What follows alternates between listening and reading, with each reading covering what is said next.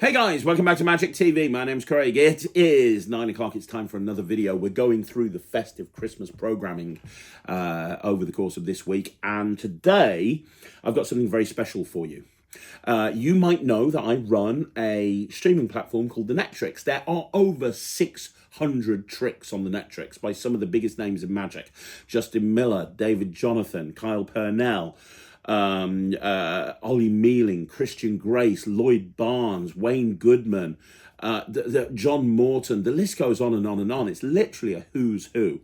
And I love the Netrix, and I love putting content up there. Ever since we launched, every single fortnight, four new tricks go up every single fortnight. Five, I can't remember, a lot, 4 or 5, I think. 5 new tricks go up every single fortnight. And, you know, we have done ever since that we first started the Netrix. It's why there's 600 different routines up there. On the silver level, we have weekly VMCs. When you join the Netrix, you can have access to all of the old VMCs. There's more content you could ever possibly use. I mean, it's just amazing. There's business advice, there's interviews, there's masterclasses, there's lectures, there's tricks, there's a massive sleight school that covers almost every single sleight. It's brilliant. So what I thought I would do, on Boxing Day, I put up a coin magic lecture. I literally just sat here and went through how to do a 10-minute act with nothing more than 4 coins and a cup and 4 cards. And the feedback for that was great. Well, what I thought I'd do today is upload for you guys my 3 of my favorite tricks on the Netrix. So these are 3 tricks that I love performing. They're 3 tricks out of sort of 600 odd and growing every single week. But they're 3 tricks that I love performing that I don't think have ever been seen outside of the Netrix. And for the first time, I'm putting those 3 tricks online so you guys can learn them right here, right now, and you can learn how to do all of the magic, and you can learn 3 of my favorite routines. So it's my gift to you. It's New Year, so I wanted to put something really special up for you. So these are my 3 favorite tricks from the Netrix. If you want to join the Netrix, you can do so. Bronze level will get you all of the tricks, all of the sleights. Silver level will get you all the business advice and access to all of the weekly VMCs and all of the archives for all the old VMCs. So, you know, there's a lot you can actually get access to if you come onto the Netrix, and you can do so by going to thenetrix.com, and you can sign up immediately. It's a 28-day rolling transfer, rolling contract, so you can cancel anytime you want to, although most people don't, to be perfectly honest. But yeah, you can go join the Netrix if you want to, but regardless, these are 3 of my favorite tricks that I've put up in the Netrix over the last 4 years. So enjoy them, enjoy performing them. I hope you get as much fun out of them as I did when I created them all those years ago and put them up on the Netrix. But thank you very much for watching. I'll see you again soon. My name's Craig, and this is Magic TV. Okay, Michael, I'm going to show you something with this. This is a magic pouch. What do you think of my magic pouch? Certainly interesting. Small but perfectly formed. Inside there is a coin. Can you see the coin inside the pouch? Yeah, that is an American silver dollar. This is most definitely an illusion of quality. Do you see anything else inside there, Michael? No. Do you know why you can see nothing else inside there? It's empty. Because there's empty, there's nothing else inside there, Michael. We have a pouch, we have a coin, and a whole bunch of magic. Now, I want you to watch very carefully. The idea is that I take the coin, I put it in my hand, I squeeze, and the coin vanishes. That's what's going to happen. I take the coin, I make it vanish, and it squeezes and it vanishes. Watch the coin, don't blink, it's right here until I squeeze, at which point it's invisible. I say it's vanished, you see, it is actually invisible. You can't see it until I do that, and it comes back. Now, the interesting thing is I can take that coin, drop it right there on top of the pouch. When I do, it disappears. It's still there. Like I say, it's invisible. You can't see it until I bring it back. Now, if I take it up here, do you see the coin vanish, Michael? No. It's right back there on the pouch. You've got to keep up. You've got to keep up with the pouch, Michael. If I take the coin and squeeze it too hard, though, it's not going to vanish. It's going to move. It's going to jump. Where does it jump? It actually goes right there underneath the pouch. So weird. Let me do that again. I take the coin, I squeeze, and when I squeeze, it looks like it vanishes. It goes right there underneath the pouch. I'll keep doing this, Michael, over and over again until you like it, right?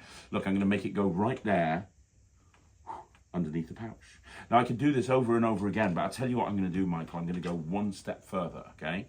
I'm going to take the coin, I'm going to put it in my pocket. Where's the coin? underneath the pouch. Now it's underneath the pouch. Hey. Exactly. We can keep doing this over and over again. Now, here's the thing. Sometimes you've got to be careful. Let me explain why. I can keep having that coin go underneath the pouch, but if I squeeze too hard, it doesn't go under the pouch. The reason it doesn't go under the pouch, Michael, is because now it's gone back inside the pouch. Like, that pouch was empty. We knew it was empty. Let me do that again. Look, it's definitely empty. Yeah. Right? Watch. If I take the coin and I just squeeze, just like that, it looks like it's gone, but Michael, you're not going to believe it. There it is, inside the pouch. I can do this over and over again. Now, Michael, look, I'll do it one more time. There's nothing into the pouch, right? No. I want you to see that the coin goes right here. Is that fair? Yeah. Watch the pouch, watch the coin. Michael, look, if I do this, the coin vanishes. Where does it go, Michael? Inside the pouch. No, it's under the pouch. You've got to keep up. It's under the pouch. But here's the interesting thing. Look, if I take that coin and put it into my pocket, where is it now? It's in the pocket, right? It's not underneath there. I'll also show you it's not inside there, right? Nothing happens till I snap my fingers, and when I do, check it out, it's back inside the pouch. But do you want a big finish, Michael? Sure. Big finish looks like this. You see, when I do that, you can't get bigger. That doesn't even fit inside there. It doesn't even go, oh, it does just inside the pouch. And that is a quiver. Okay, my name's Craig. Welcome to the Netrix. This is your tutorial for Quivering Mess. Now, Quivering Mess is a chop cup style routine with a quiver. Now, you want to get a large style quiver. You want to get a quiver plus. The small ones are too small. You want to get a quiver plus. And I think most people that have bought a quiver have had nothing to do with it. But I love using the quiver, and I have spent years coming up with various routines to use the quiver for, and this is one of my favorite routines. It's based on Chop Bag, and if you've seen my project, The Bag Reborn, or Attack of the Bag, or Return of the Bag, you'll know what Chop Cup is, what Chop Bag is. It's based on that, and but what this does is this takes advantage of several features of the quiver and uses them in a very different way. It really cleans up a whole bunch of stuff. Now, this is mainly vanishes and reappearances, and I'm not going to teach you a vanish right now. That's what the sleight section of the Netrix is. On the sleight section, under coin vanishes, there are, I think, almost 20 coin vanishes. And during the course of that routine, I used many of them.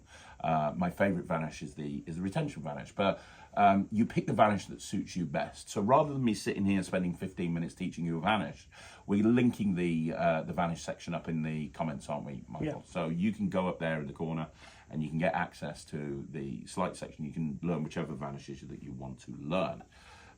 With that being said, the only other thing you're going to need for this is a soft surface. It doesn't have to be a big close-up pad like this. It could be a small close-up pad. It could be even just a towel or something, but you need some sort of soft surface. You're going to need 3 coins. I use silver dollars, but you could use any coins that you want to, and a matching jumbo coin. I use an N2G, 2.5 inch Morgan dollar. N2G are useful for some things, and jumbo coins are one of them. So you're going to put the jumbo coin in your left-hand pocket. In the quiver, oh, by the way, if you don't know what a quiver is, it's basically a change bag for close-up magicians. So there's this little tab there. Do you see the tab, Michael? Yeah. When you push the tab this direction, it opens up one side of the quiver. When you pull it back, it opens up the other side of the quiver. So you can access one of 2 compartments. What you do with the quiver is you put a coin in one compartment, you put a coin in the other compartment, and that's all you need. You're going to put all of this, as well as the other coin, into your right-hand pocket, and you're good to go, okay? So now, to do this, here's what's going to happen. You're going to reach into your right-hand pocket, you're going to classic palm the loose coin, and you're going to bring out the quiver. And you say, hey, I've got a magic pouch. What do you think of my magic pouch? But you've got this coin in classic palm. Now, I don't want to open the quiver with the same hand that a coin is palmed in.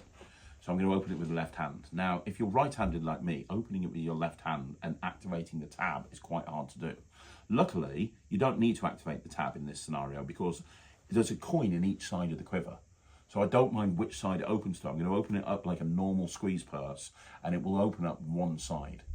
Okay, so I'm not activating the tab. That leaves this hand over here with the coin in palm. So I open up the tab and I say, do you see the coin in there? And they say, yes. And I tip it out, and then I can show that this purse is empty. They can fiddle around with it and put their finger in there. The purse is apparently empty.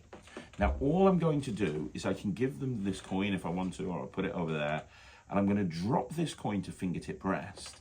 And this is like a cups and balls load.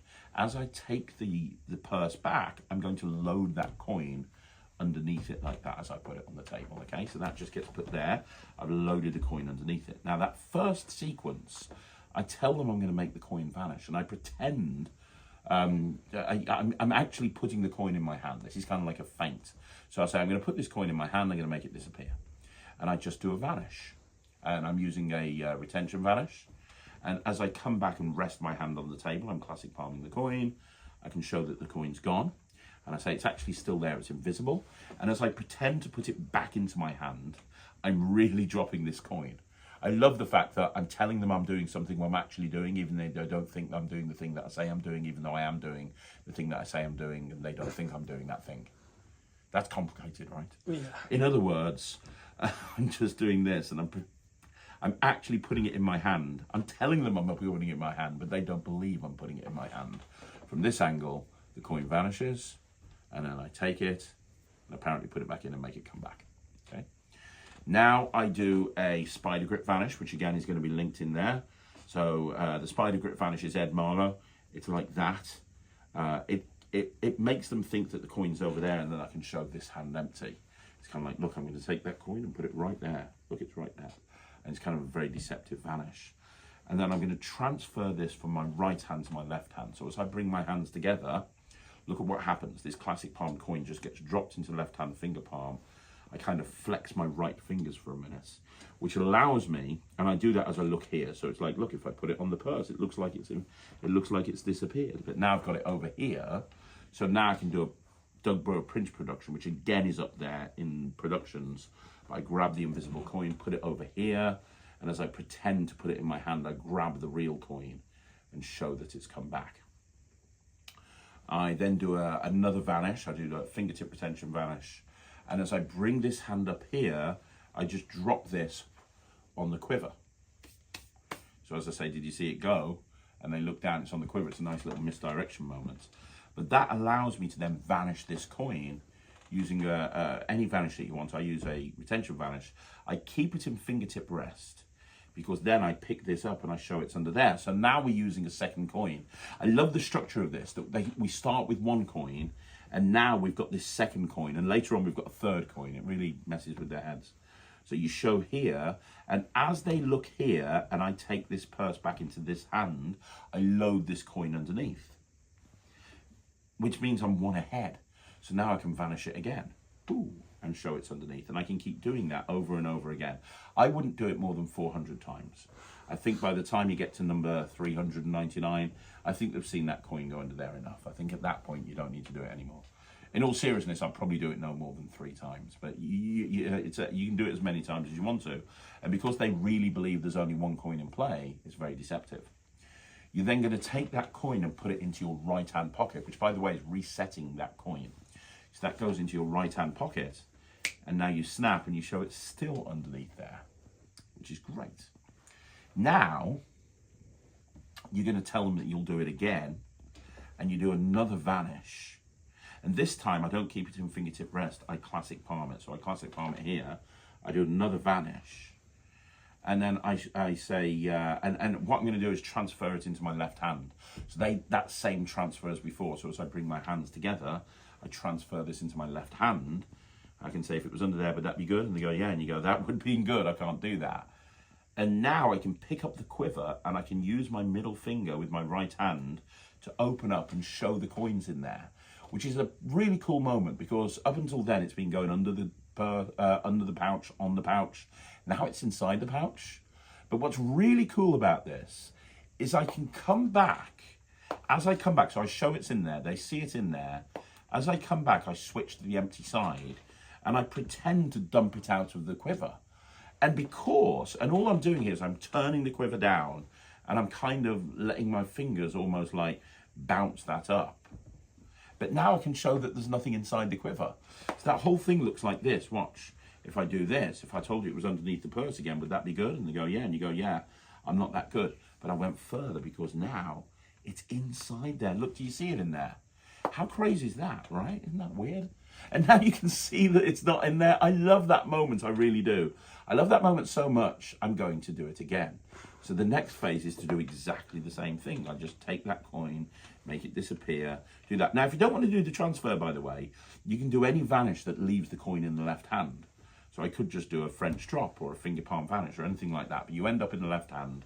And again, you open it up, you show the coins in there, and then you switch the compartments as you tip it out. Now, the final phase is you drop the quiver on the table, you take this coin, and you put it in your left-hand pocket. And all you're going to do is leave it in there and grab the jumbo coin. And you say, look, it's not there yet. It's not there yet, but if I snap my fingers, now what's really cool is everyone's attention's here as I come out and I show that the coin's in there by using the tab on the quiver. And this hand rests naturally on the table. I've got this coin in palm, right? In sort of this sort of position. So I show the coin there. I then come back up and I switch to the other compartment. So now there's nothing there. And I go, well, would you like to see the big finish? And they go, yeah. And you go, watch. Now I'm going to do the same thing as before, but with a jumbo coin. But how good does that look? It does look really good. Isn't that great? Because it just looks like it just comes out and grows 20 times a week. And now there's nothing inside the purse. So it's like, whoa. It's kind of like, what? Like that. And now you show that. You put that down there, they can examine this, they can see the quiver's empty. The cool thing is, the reset, all I have to do is I keep the empty side open. I reset it in front of the audience. I keep the empty side open. I put the jumbo coin away and I finger palm the coin that was in that pocket. And all I do is I drop that finger palmed coin in the quiver as I close it up. No one's watching at this point anyway. Now there's a coin in each side of the quiver. So that just goes back into that pocket over there. I'm now back in the same position I was in the start. That's in that pocket. That's in that pocket. I'm reset, ready to go again. And I can do the routine for the next table. So it's very, very practical. It's very, very commercial. And there's so much magic happening in a very short period of time. Like you're almost beating people up by magic, but then you've got that really cool killer finale that they never see coming. It really does replicate what's great about a chop cup, but without using a chop. So, Jack, Very come over creative here. name, Sharp. Sharp, yeah, right. Well, he uses a Sharpie, so it kind of makes sense. Here's the thing, right? In the old days, magicians used magic wands. But these days, we don't. We use Sharpie markers. So I'm going to show you something with a Sharpie marker, 2 hands, and nothing else. I want you to watch. If I rub the back of my hand, tap with the Sharpie marker, snap my fingers, that's when I can make a coin appear, which is pretty impressive, right? Now, this is the interesting thing. Look, if I take the coin and I tap with the pen, the coin disappears. Cup your hands together for me. See, if I take the lid off, it goes inside the lid. You see, that's how the trick works. It goes inside there. Now, I'm going to do that again. I'm going to put the coin here. I'm going to take the pen. I'm going to tap and I'm going to put the coin inside there. In fact, if you listen carefully, you can probably hear it rattling. You can put your hands down there, you look like you're begging. Now, genuinely, there's a coin in here, but I'm going to expose every single rule in magic and I'm going to explain how this whole thing works. You see, when I make a pen vanish like this, and then kind of maybe put it over there and bring it back over there, if I take it and put it up there and bring it back over there, it's in the hand the whole time. You can't see it until I pull it out. But it looks really like magic, even though it's not. It kind of looks like magic. When I'm putting the pen in my pocket and having it appear back behind your ear, it looks like magic. It's not. You see, all I'm doing is I'm making it really little. And it goes really, really small, so small that you can't actually see it because I can hold it just between my thumb and my forefinger. Now, I know you don't believe a word I'm saying, so I'm going to prove it to you. Watch the pen. I'm going to put it into my hand. You see that end there? You see that end? Yeah. Now watch, I'm going to shrink it down. If I push this end in first, then I push this end in, it actually gets a lot smaller. You see, that's how it works. It's cute. Now, if you want to get it back to the full size, all you have to do is stretch it out like that and it becomes back to full size. Now, you might have missed that, so I'm going to do it again for you. You see, it's a solid pen. You examined it. But if I just do this, I can squeeze it. And it is real. It's just a lot smaller. Check it out. You see, right? That is real.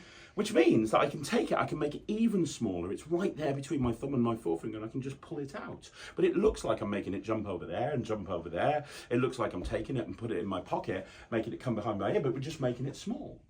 But you want a big finish, don't you? I do like a big finish would look like this. Watch. I mean, that right there, I'm sure you'd agree, that is kind of a big finish. That's huge. That's what she said. But here's the thing, listen, you can still hear the coin in there. In fact, because the pen's bigger, what actually happens is the coin becomes bigger as well. So let's talk about sharp, and this is one of my favourite routines to perform. So you're going to need a few things here. You're going to need a Sharpie Magnum, which are available from all good shops. It's just a big Sharpie. A regular Sharpie, and a Sharpie Mini. So you've got 3 different sizes of Sharpies: Magnum, Mini, and regular. You're also going to need a regular $50 and a matching jumbo coin. Now, the setup. The regular Sharpie is just somewhere accessible where you can get to it. The Mini Sharpie goes into your left-hand trouser pocket. The Magnum Sharpie goes into your back pocket so that the cap is pointing upwards. I typically clip it so that it stays in position, but that's in my back left pocket.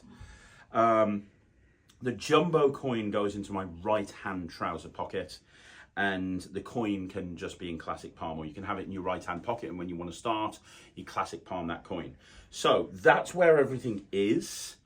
It doesn't take up much pocket space because all of the things that you've got in your pockets are stuff that you'd have with you anyway, other than maybe the Magnum Sharpie, and there's space for lots of other stuff in the pockets as well. But yeah, so you've got your jumbo coin and your regular coin here, you've got your Magnum Sharpie there, your Mini Sharpie there, your regular Sharpie somewhere accessible, and you're ready to begin. So let's go into this. How to do sharp. So you're going to put your hands into your pocket and classic palm the $50. I like to have that coin classic palmed right from the very beginning. So that coin is in classic palm, and I reach into my pocket and I take out the regular Sharpie. So I've got the regular Sharpie in play. You can go look at the performance if you want to hear the presentation. I talk about how it's like a little mini magic wand. And what I'm going to do is use this to produce a coin in this hand. Now I'm going to use something called Lahom Mask, which is a coin production in the slight section. Go check out coin productions, you'll see it there. Briefly, it looks like that. And what's happening here is that you've got the coin in classic palm, you show your hand empty, you make a fist. As you rub the back of the hand, as this hand rotates over, the coin gets dropped from classic palm in the thumb hole as this hand rotates forward. But you can't see anything, it just looks like you're just rubbing the back of your hand. It's on the slight section if you want more details on that. But basically you do this, and then I take the pen and I tap, and when I do, the coin appears. Now this is designed as a walk around routine, so at that point I'd give everything out to the spectator to examine. And then I do a very brief coin and pen cap routine. So basically I do a retention vanish, but I do the retention vanish holding the Sharpie in my hand. So I hold the Sharpie between the thumb and the forefinger like this, and I do the retention vanish here. So I do the retention vanish, and then my hand either rests on the table or rests down by my side, and I classic palm this coin, and then come up and take the pen and tap and show the coin's vanished. So in full speed, it looks like I just take the coin and make it disappear into the pen. It's very deceptive. The coin's actually right here. I then get somebody on my right to cup their hands together, and I just take the pen top off, and as I apparently shake it into their hand, I'm just going to drop the coin from classic palm. It's a standard coin and pen cap type sequence, but it looks very deceptive. It really looks like I make the coin vanish and I bring the coin back out the pen cap. So now I'm going to vanish the coin into the pen again. Okay, I'm going to vanish the coin into the pen again, like that. And this time I'm going to ditch this coin. This coin is not used again. But in order to ditch it, I'm going to ditch it into my back pocket. In order to ditch it, I turn to somebody on my right. And as I turn to somebody on my right hand drops down by my side, and I'm just going to drop the coin in my back pocket. And my reason for turning to someone on my right is I say, can you hear it in there? You might be able to hear it in there. And as everyone focuses here, as I say, can you hear it in there? The coin gets dropped into the back pocket. So I've got that coin out of the way now. I then tell them that I'm going to explain how this whole thing works. And I do a little mini flurry with the Sharpie. So what I typically will do is have it vanish, make it reappear, make it jump from over here over to here, put it in the hand, show it's gone, bring it back out, all that stuff. Now to do this, and there is a section on the Slight School to do with pen manipulation, but you're doing like basically a flip stick vanish. So you're holding the pen between the thumb and the forefinger, and the middle finger is going to pull that pen back into the palm. Can you see that, Jack? Yep. Now, as I do that, this hand comes over to apparently grip the pen. And as I do this, as I apparently grip the pen, my middle finger flip sticks that pen back like that. So from this angle, it should look pretty good. How's that look, Jack? Very deceptive. Now, what I do is, as I do that, I do a slight body turn to the left, and it just looks like that pen vanishes, but in reality, I've got it palmed here. Now, to reproduce it, I can reach behind someone's ear, and to reproduce it, it's exactly the same thing. I'm just going to use my ring finger to kick that pen out. So this is the vanish, this is the reproduction, vanish, reproduction. You can have it vanish over there and make it go up your sleeve. You can make it jump from over there over to there. You can actually throw it up in the air and have it go over there. You can put it in your hand, show it's gone, and bring it back. And it's all exactly the same thing. This is the vanish, this is the reproduction. Vanish, reproduction. So again, from this angle, I can make it vanish, make it go up the elbow, make it jump from over there over to there. Now, the other thing that I'll throw in there sometimes is a flip stick vanish, which is like this, which again is in the slide section, which looks like this. It just looks like you throw it up in the air and it vanishes. And it really does look very deceptive. Now, it's exactly the same thing. I'm doing exactly the same move, but the only difference is I'm holding both ends of the pen, so my hands are mirroring each other. So as I do a throwing action. Now, the larger motion hides the smaller motion. The larger motion of the throw hides the smaller motion of that happening. So you get that, and it looks like you throw it up in the air and it vanishes as you throw it up in the air, and then I can bring it back from behind someone's ear or something like that. So the whole sequence, I jazz this, to be perfectly honest. It's not the same thing twice. It's always completely different. A nice little display, if you've got a jacket or a shirt on like I have, once you've done a vanish, like a flip stick vanish, is you can come back and kind of open your jacket as if the pen's gone. But in reality, it's hiding behind the jacket. And then you can make it reappear. So I do that, and then I give them the pen, and I go, that pen's solid, isn't it? It doesn't come apart. And I have them examine the pen, and as they do that, I just drop my hands into my pockets as if I'm just resting. And I come out with the mini Sharpie in kind of like a palm. It's more like a fist, really. And the positioning of it is important. The cap side is towards my forefinger, and the other side is towards my little finger, and it's held in that position, right? And my hand's just resting naturally on the table. Now, this is a Garrett Thomas sequence. This little vanish here, this shrinking Sharpie, is a Garrett Thomas thing, and it's absolutely beautiful. Let me show you what it looks like. Look, you're going to hold the pen here. This is in palm. So you take this back and you say, look, I'm going to show you how it works. I shrink it down. Now, what you're going to do, how you hold the pen is important. You hold the pen so that the cap is towards the fingers, but notice my middle finger is holding the front of the pen, and it's extending slightly along the actual pen beyond the pen lid. Now, what's going to happen is in the hand, and if I turn round here, hopefully you can see. Can you see that, Jack? Yep. As I put this pen in, what's going to happen is because of where my middle finger is, it's going to hit the cap of the mini Sharpie. And as I apparently push it in, it's actually going to push out the mini Sharpie like that from that angle. So it's actually going to push out the mini Sharpie. So it looks like that's the end of the pen. Does that make sense? Can you see that, Jack? I don't know. Can you see that? So that's there. The middle finger hits the cap of the mini Sharpie, and that's what comes out. But they think it's the end of the big pen. Does that make sense? Yep. Does that show up? It does. From the front, this is in palm. It really does look like you just put the pen in your hand. That's actually the mini Sharpie, but it looks like the big Sharpie. In reality, in my hand, I've kind of got that situation right there, right? So again, you're here, you show it, you put it into your hand, and you say, now I'm going to show you how to shrink it down. Now, all you're going to do is apparently push this part of the pen in. Now, what's going to happen is you push this part of the pen in like that, I actually steal the pen away. So what's happening here is as I push this part of the pen in, my fingers grab it and just pull it back into my palm. And then I rotate the whole hand, and my thumb pushes this side in, and then I can open up my hand and show a mini Sharpie.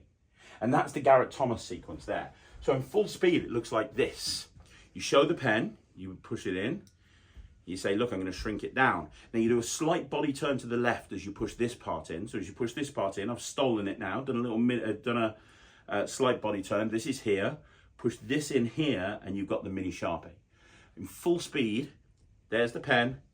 it goes in the hand, you push this part in, you push this part in, and it goes mini. Nice. You then show the mini Sharpie, and this is my addition to it now, you grow it back out again. Now what's happening here is you've just done this sequence. So this is here. So you're showing the mini Sharpie. All that's going to happen is you're holding the mini Sharpie here, your hand comes over, you thumb palm the mini Sharpie, immediately grab this Sharpie that's here and extend your fingers. And it looks like it grows. So from full speed from here, there's the Garrett Thomas shrink from here to here. You display this and you wait for a beat, let them see that it's shrunk, and then this hand comes over, thumb palms the mini Sharpie and just does that. Does that make sense? So from the front, full speed, there's the pen, it goes into the hand, you push this part in, you push this part in, you show that it's mini, you wait a beat, and then you stretch it back out again. That look good? Very good. This is in thumb palm. You're now going to take this Sharpie and extend your hand, extend it so it's now being held between the thumb and the forefinger, and you're going to do a changeover, dropping this mini Sharpie into the left hand as you take the pen away. Now from the front you can't see anything, it just looks like you take the pen. But the mini Sharpie is now over here. And what's going to happen here, and again, can you see this, Jack? I can. You're here, this mini Sharpie comes in and gets dropped into the same position it was earlier, and but you're acting like you're grabbing this pen. So by grabbing this pen, this is automatically going to land in the correct position, and then this hand comes away here as this hand rotates, taking the mini Sharpie. Nice. So it's like this, you show it, you come in and you take the pen away, and notice the body turn is very important here. So notice, when I've done this, I did my slight body turn to the left, I did my vanish.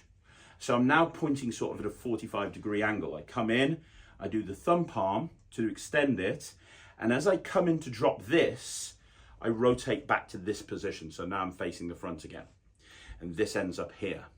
So now I'm going to do that same vanish that we did before, like that, to do an instant appearance of the Sharpie.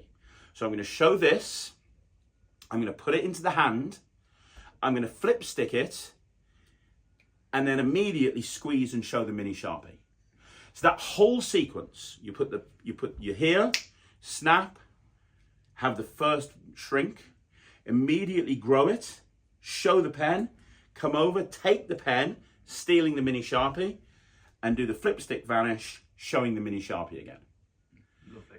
Does that make sense? Does that logically follow? Now, what you're going to do is, very, very simply, you need to ditch this pen. So again, I'm going to turn to the person over here and say, you can still hear the coin in there. You can still hear the coin in there. And as I do that, just like I ditch the coin, I'm going to ditch this big Sharpie. So as I say, you can still hear the coin in there. As I come back, I've ditched the big Sharpie into the same back pocket. So now that Sharpie manipulation that I did earlier on, I can do with this. But because it's smaller, it's even easier to do, to be perfectly honest. You can do a lot of stuff with a mini Sharpie. It's the same flip stick vanish. There's no difference. It's just a mini Sharpie. So it's actually much easier to use. But you can do the same vanishes that you used with the big one. You can do exactly the same stuff. Does that make sense? It's the same thing. You're holding it here between the thumb and the forefinger. The middle finger's going to pivot it into the hand. And you can do whatever type of vanishes you want to do. Yeah. Now, I can make the pen go from my pocket to behind their ear. So I do that, and I take the pen, I put it into my pocket, and as I put it into my pocket, and I reach over here, as this hand comes out, you have the jumbo Magnum Sharpie. So my reason for putting the mini Sharpie away was so that I could grab the Magnum Sharpie, but everyone's looking over here because I'm reproducing the coin from behind the person's ear I'm reproducing the pen from behind the person's ear on the right. That makes sense, Jack? Yep. You then come back here, and this is a Tommy Wonder production that he uses when he has someone sign a card, and it looks like this. Let me show you how good this looks. It really does look like it just grows. And all that's going to happen here is And it's easier with this because I'm using a mini Sharpie. He used a full-size Sharpie. But all that's going to happen is you're going to shake up and down, doing the flip stick move, as this hand comes in, and literally you grab this at the same time. But look at, how does that look, Jack? How do you do that? I'm just explaining it now. I know, so this, game. This does this does this, as this does this. So this hand's just going to do that. This hand's going to do that. You combine the motions, and it looks like it just grows. Amazing. And it's great. And now all I'm going to do is rotate again to the person on the right. And I'm going to say, but the coin's still in there. And as I say the coin's still in there, rather than ditching this into my back pocket, I'm going to ditch it into my right-hand trouser pocket. So I say, this is in palm. I say, you can still hear the coin in there, can't you? And the reason for doing that one more time is by the time I come back, I've ditched the mini Sharpie and I've now got the jumbo coin. So that's why I'm using this pocket. So I do a body turn to the right. So we've just produced here. I've done a body turn to the right. I'm shaking here, and that allows me to steal the coin from this hand and ditch the mini Sharpie. So now this is being held here in kind of a fist. I use this hand to take the lid off. I give them the Sharpie, and I show the lid. And then all I'm going to do is I'm going to transfer this jumbo coin to a Tenkai palm. So you're going to go from normal palm to Tenkai palm. Tenkai palm is it's held there at the base of the hand with the thumb on top. But the angles on this are great. You can't see anything, can you, Jack? Look at that. You just can't see anything. Nope. So you from here into Tenkai palm, you take the lid here, and all you're going to do from this angle is drop the coin from Tenkai palm. It's exactly the same thing as you did with the coin before. And that coin gives it a really nice feel because you put the coin in the pen from the beginning, and when it comes out, just like the pen's bigger, the coin's bigger. So it's full speed. This is here. You show, you take the lid off, you give that someone to hold, you show this, you Tenkai palm this, and you shake the coin out, and then you can give everything out to be examined. That's the end of the routine. And to reset, this just goes back into your back pocket. This just goes into your right-hand pocket. And then all you need to do when you go to the next table is put that mini Sharpie back into that pocket, grab the coin, put that where you want it, grab the pen, put the pen back where you want it, and you reset, ready to go again. Do me a favour, mate. Just give the cards a quick shuffle. Okay. Now, here's the thing. Every single time you shuffle the cards, each card goes into a different position. Yeah. And there's something quite interesting about a pack of cards that you're probably not aware of. And I'm going to show it you, but there's a big finish to this trick. And the big finish involves 10 cards. So I'm going to take 1, 2, 3, 4, 5, 6, 7, 8, 9, 10 cards. These 10 cards are going to go in front of me. We're going to put them, we're going to get back to them in a minute. Now, before I do anything, would you like to give them one more shuffle, or is that it? That's it. Are you sure? Yeah. Now, here's the thing. With a deck of cards, every time you shuffle them, the cards go into a different position. Makes sense. But when you leave the cards by either putting them on the table or holding them in your hand, if you don't shuffle the cards, cutting is fine, but if you don't shuffle the cards will always want to stay in the same position. Right. Because they've settled into that position, which sounds ridiculous, but let me show you.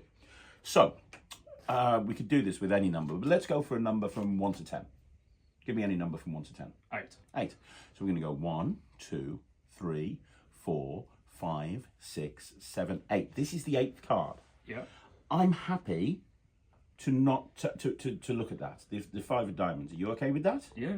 Wonderful. Take that card and sign it on the face. Okay.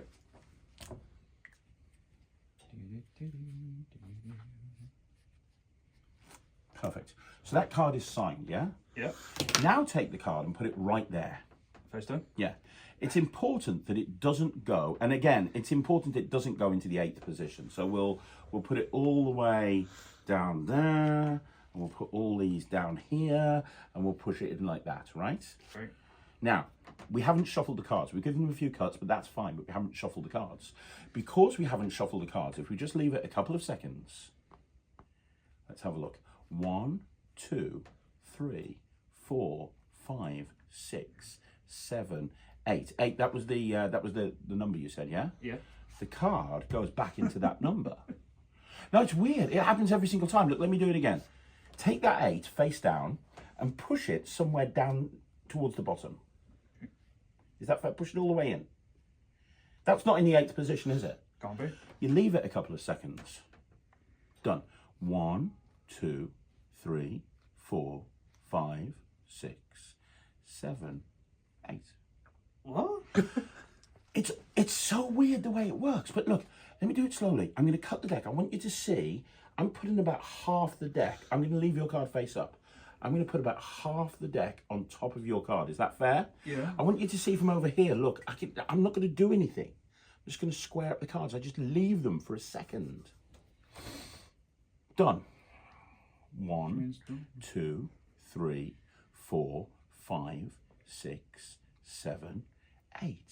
What the bonkers? It works, and I don't understand why it works, but it works every single time. Look, look, look. There's the card. We're going to take it out, and I'm going to move it from the 8th position, hold it face down, put it somewhere else. Now, leave it sticking out. You take the deck, square it up yourself. Now, pick the deck up as if you're about to deal. Leave it a couple of seconds, and then count to the 8th position. 1, 2, 3, 4, 5, 6, 7. That's the 8th card, right? Yeah. Have a look at it. Take it off. It's not. Works. The fuck? It works every single time, Jack. And I could keep doing this forever. The card keeps coming to the 8th position. I mean, that's not magic. That's just a fact. That's how playing cards work, right? But if I leave it down in the middle, every single magic trick that you do, every single one of them needs a big finish, right? Right. Let me show you my big finish. Do you remember at the beginning I told you I had 10 cards here? 1, 2, 3, 4, 5, 6, 7, 8, 9, 10. Do you remember? Yeah. Let me just put the rest here. We're going to leave your card in the middle and just do this. Because I don't even understand how this one works. I'm just going to count. We didn't look at these cards, but we took them from the deck that you shuffled. I'm going to count to the 8th position. That's 1. That's 2. That's 3. 4. 5. 6. 7. That one's the 8th card. 1, 2, 3, 4, 5, 6, 7, 8, 9, 10. And what I don't understand, what I'll never understand, is how that 8th card always has been and always will be your card.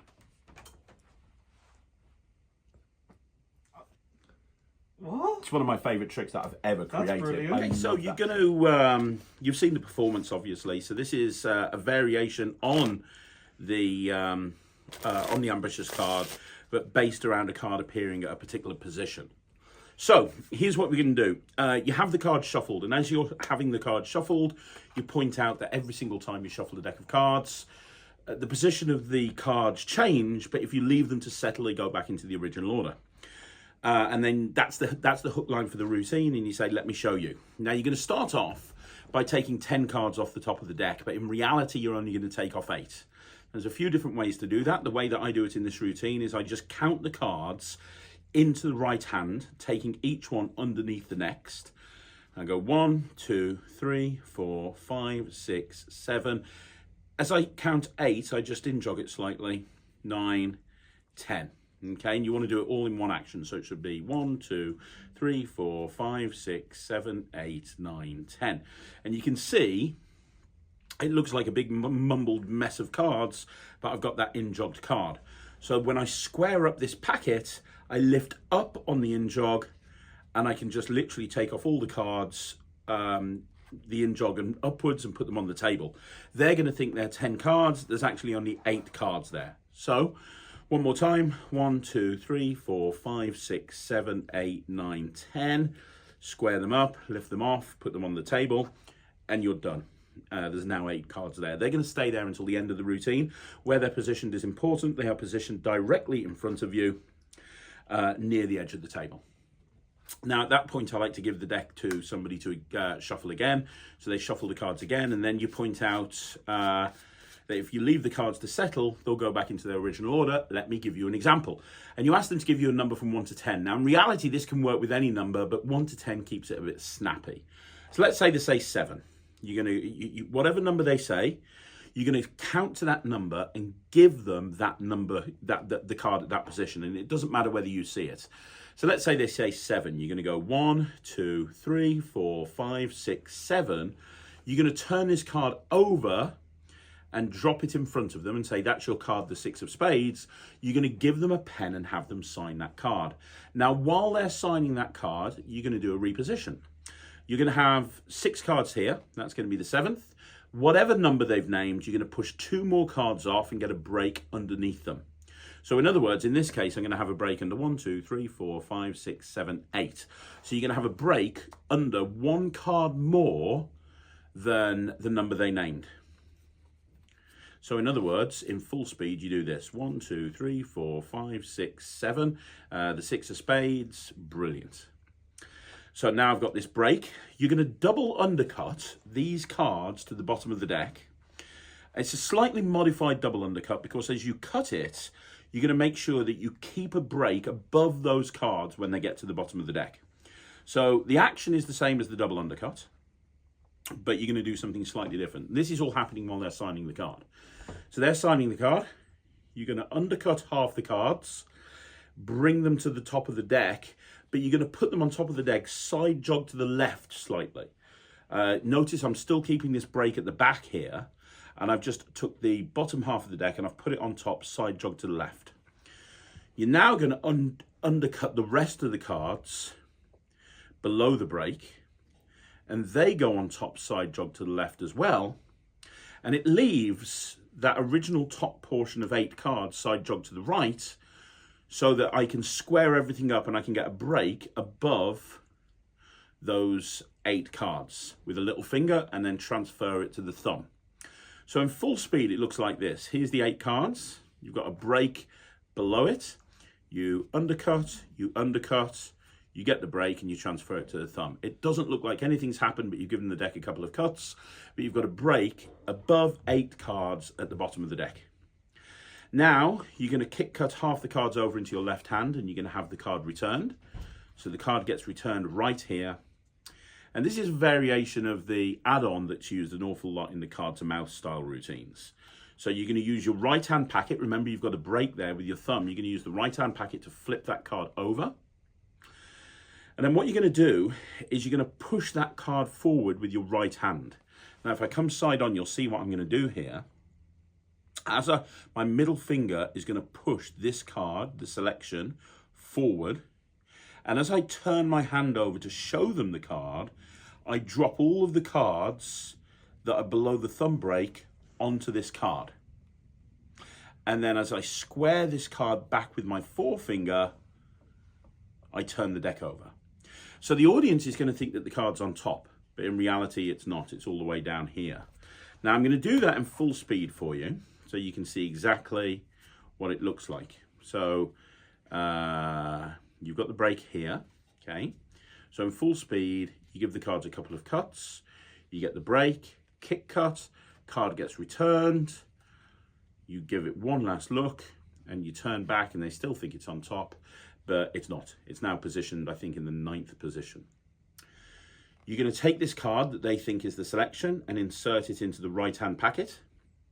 And then you're going to take the right-hand packet and insert it into the left-hand packet, but make sure you go fairly far down so it doesn't interfere with where the card actually is, and square up. So from their point of view, the card is lost in the pack. Now, what you're going to do now is you just hold the deck and you say, if I leave it for a few seconds, it goes back into its original position. You leave it a couple of seconds and then you're going to count to the original number they gave you. In my example, it's 7. So you're going to count to the 7th position. So you go 1, 2, 3, 4, 5, 6, 7, and you flick and you say, this is your card. You flick and you say, this is the 7th card. Now their card is actually here in the 8th position. So as you flick this card, and you say, that's the 7th card, you're just going to push over and pull back and get a break underneath that card on the left-hand packet. You then take this card back and you put it here. So you've got a break underneath too. And now you're going to do a double lift, which you can go and check out in the slight section if you don't do a double lift. The only difference is you're doing a double lift while you're holding these cards in the right hand. So you just do a double lift like a book, but notice when I do the double turnover, I'm actually in-jogging the card slightly as it turns face up. And the reason for that is because that way I can very easily lift up here as I square the card flush and get a break underneath those top 2 cards. So that's the end of phase one. The card's gone back into the position. But because you're set up for a double lift or a double turnover, you can immediately repeat it. So all you're going to do is turn the double over, take that card and insert it down into the middle of the packet. They think this is their card. In fact, their card's there. So when you put these on top and you square the card up into the deck and you just say, I'm going to wait a couple of seconds, when you count back to that seventh card, 1, 2, 3, 4, 5, 6, 7, that card is going to be there again. So that's phase two. Now, phase three uses a pass, and you might want to, and I use a Midnight Shift by Steve Drawn. Now, you might want to skip this. If you don't do a pass, you can just skip this phase. That's absolutely fine. But I will show you exactly what you're doing in this phase. You're going to take these cards that are in your right hand and put them underneath the packet. But as I do, my thumb pulls them back. So when they go underneath, this card here is going to be in-jogged. Like that, as you can see. And when I square up with my thumb, I'm going to get a break above that with my thumb, as you can see. Okay, so I've got a break there. Now, I kick cut half the cards over into the left hand, and I keep this card face up, and I let them see that that card really is going down into the middle. And then you're going to do the Midnight Shift, or whichever pass you feel comfortable with. I prefer Hermaine style pass, which kind of looks like this. You can see it in the performance. I do the pass as I square up. Now, if you wanted to, and then when you've done the pass, you wait a couple of seconds and you go 1, 2, 3, 4, 5, 6, 7. Now, if you wanted to, you could cut the card into the pack, put these cards on top, and then do a series of running cuts and shuffles to say, look, I'm going to shuffle your card into the pack, and then wait and show that it's in 1, 2, 3, 4, 5, 6, 7th position. It's totally up to you. The pass is better. I'm not going to teach the pass now. Go and have a look in the Sleight School. But if you don't want to do the pass, you can either do a series of running cuts and shuffles, or you can just miss that phase out. At the end of that phase, you're going to flip this card over, but you're going to move the position of this card one further down. So it's currently in the 7th position. You're going to move it to the 8th position. And you do this by literally, this card is pushed off, side jog to the right for half of its length. The right hand holds onto this card as the left hand pushes the card underneath it over, and you literally just change the position of the two cards. Okay, it's very simple to do. You just literally change the position of the two cards. And now you're going to do what is in essence a little bit like a top con control, which is in the sleight section as a control by Gary Jones. It is in essence a top con control, but you're not controlling the card to the top. So let me show you. You've got this card side jogged here for half of its length, and you've got the 6 here. So you square the 6 up with the card that's above it, side jog for half of its length. You show that card, you turn over and show the card, and your thumb is going to go here on the double. Your fingers are going to pull the bottom card of the double to the right, like this, as you can see, as your thumb up jogs what they think is their card. In reality, it's an indifferent card, and you square up at that point. And then you just take that card and move it down into the middle of the deck, square up, and then it's in 1, 2, 3, 4, 5, 6, 7th position. Now, go look at the top con control in the sleight section. But again, briefly, from this angle, you square it up. So it's in, so again, you change the positions of the two cards. You align it with the card above it. And then from underneath, hopefully you can see that, Jack? Yep. Your fingers pull that back as the right hand up jogs this. They think this is their card. You square up, which automatically puts their card into the correct position.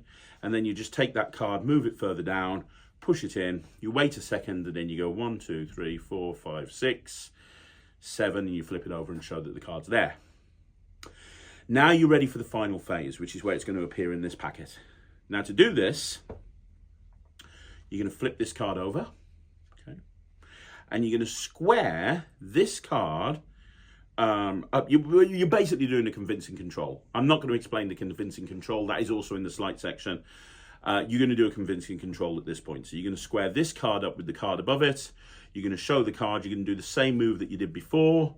The only difference is this time the card is going to ride underneath the spread, cold to the bottom, like that. Okay, that's a convincing control. I'm going to go to the sleight section, go check out the convincing control. It is, if you don't do it, it's one of the best sleights you'll ever learn. In full speed, it looks like this. So that's the card right there. You show it, and you say it's, you know, and you just spread out and then square up, and the card's on the bottom. You take that card and put it down into the middle of the deck, and then spread through to say it's somewhere in the middle. Now, as you spread through to say it's somewhere in the middle, you're going to get a break above the bottom two cards in readiness for the Vernon transfer. So, you spread out, you get a break above the bottom two cards. You're going to transfer that break to your thumb. Now, the positioning of my hand is important. Notice the little finger is there at the top right. That's going to be the pivot point. So the little finger is there. You're going to, with your left hand, little finger, you're going to move, and hopefully you can see this. With the left hand little finger, you're going to just move those two cards that are above the break to the right slightly. Can you see that, Yep. Jack? Now, you can't see that from here, from the front, from the top, from the side. You can't see that because your hand's covering. But you've now got the cards in this position where they're angled. The two cards are angled. And all you're going to do is you're going to hold the pack here above these 8 cards that are on the table, and you're going to say, hey, I need a big finish. Do you remember these 10 cards on the table? And as you say, do you remember these 10 cards that are on the table? Your left hand is going to pinch here in the index of the deck, and the right hand, which is left holding these 2 cards, immediately comes down on the pack and spreads and says, do you remember these 10 cards? And now they see 10 because you've transferred these 2 cards over to here. And let me do that in full speed for you, because it's a very deceptive move. So in full speed, it looks like this. The 6 is here. You show that it goes down into the middle of the deck. You spread, get the break, and then you literally just spread here and put these cards over there. And you've transferred that card to the second from top position. Now you're going to do an old force to position the card at the number they say. Okay, and all you're going to do here, it's very simple. You're going to pick up the packet. So they said 7. So all you're going to do is you're going to say, I'm going to count to 7. And as you say that, you're going to get a break underneath the top 2 cards. You get a break underneath the top 2 cards. You flip the top card over and pull it back like this. You pull the double back. So you're actually pulling back the card and you're pulling back the selected card on the count of 1. You then turn this over on the count of 2, 3, 4, 5, 6. And when you get to 6, you square up. And that's going to position their selection into the 7th position. You square up and you go 1, 2, 3, 4, 5, 6. You put the 7th here, you go 8, 9, 10. It's a very natural way to position that card at the number they said. And then you just turn that card over for the finale to show it's there. So in full speed, one more time, 7 would look like this. 1, 2, 3, 4, 5, 6. That's 1, 2, 3, 4, 5, 6. This is the 7th. That's 8. That's 9. That's 10. The 7th card is the signed card. And that's it. That's the routine. As I say, you can add and take away phases if you wanted to. But that structure really works well for me, because if you think about it, the end of every phase immediately sets you up for the beginning of the next phase. So it's a very well structured routine that I think you guys will absolutely love.